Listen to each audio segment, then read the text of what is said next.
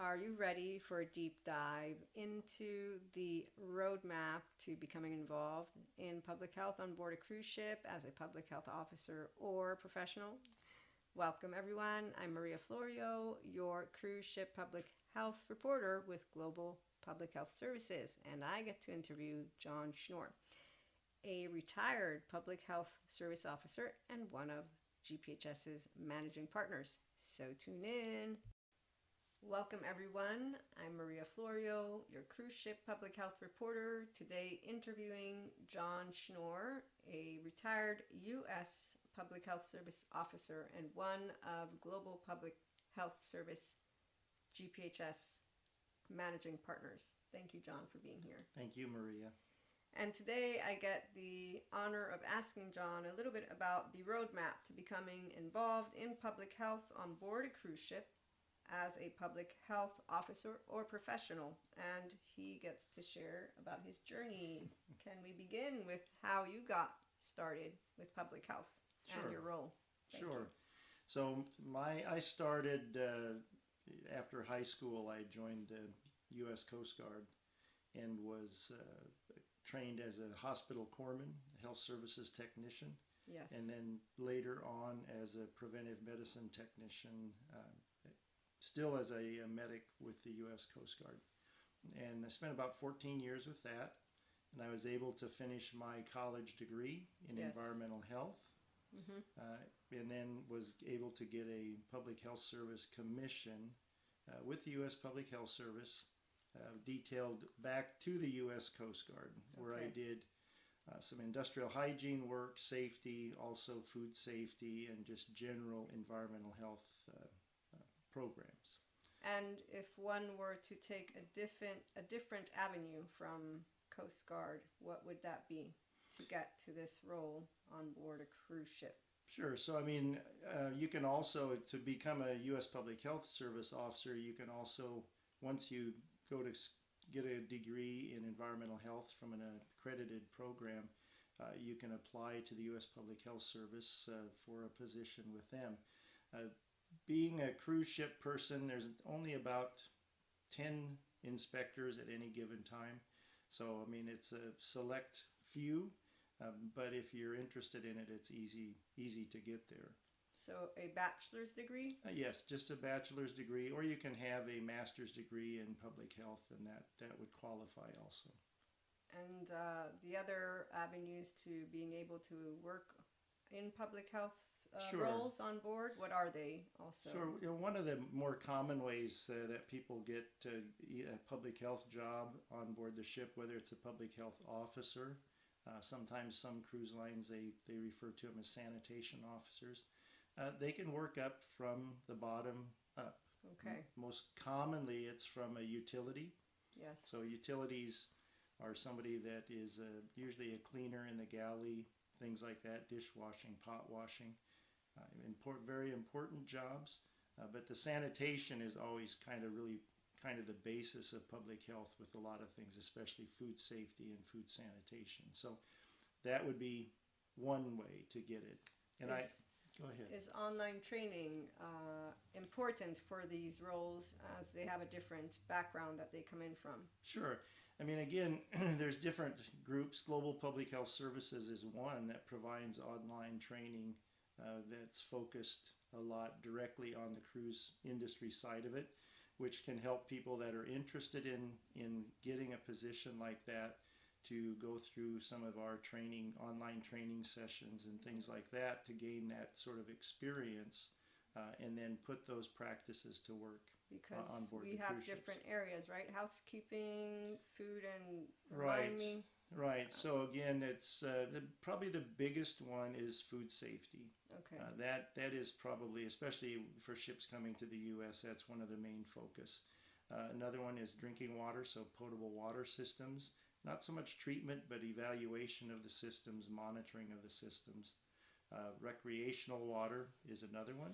Yes. But we touch on housekeeping, we touch on pest control, a lot of different generalized topics that go into environmental health and public health. And what would you say are the biggest challenges, or as you might prefer to call them opportunities within the role? Sure.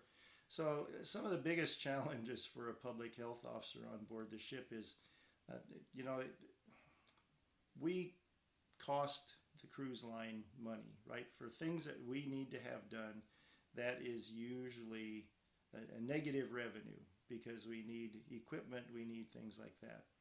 Where if we look at a bartender or bar manager, things like that, they are positive revenue parts. Okay. So sometimes it's hard to get things accomplished. You have to be sure of what you're pushing forward and things like that, and making sure that the training is effective to ensure that people are following what some of those requirements are. So team is important, leadership is Absolutely. important, and one of the biggest benefits of working in the industry. So, I mean, I could use the term, I could say, well, you get to travel the world. And sometimes you do that. Sometimes you get the opportunity to go to a lot of different places. But you have to gain some of those advantages, or not advantages, the positive side of it is just doing something to help prevent illness and to protect the health of not only the guests on board, but also your fellow crew members. Which I'm sure makes everyone happy, me included. If you had to share with us a day in the life of a public health professional, and maybe if there's any difference with if you're obviously coming from the public health officer perspective versus public health on board.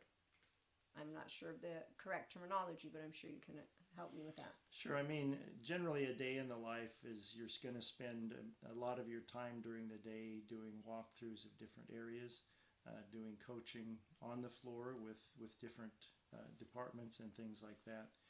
Unfortunately, the other side of it, it's a benefit, but it's one of the things that we have to do. There's a lot of paperwork involved with it as well, because if it's not documented, then it didn't happen. Okay. So those are probably two of the big ones. But the good thing is there's a lot of interaction with the other crew members on board the ship and supervisors as well as part of that, which for me, that was always an exciting thing. I enjoy being around people and interacting with people.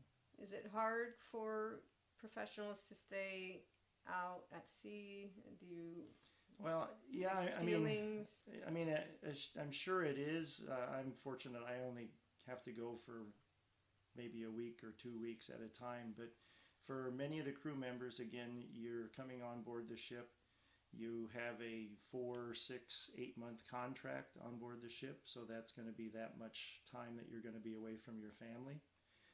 They're long days, Yes. anywhere from 10 to 12-hour days, 7 days a week. Rarely do you get a day off, full day off. You do get opportunities to go ashore in some of the different places and things like that, but only for a few hours.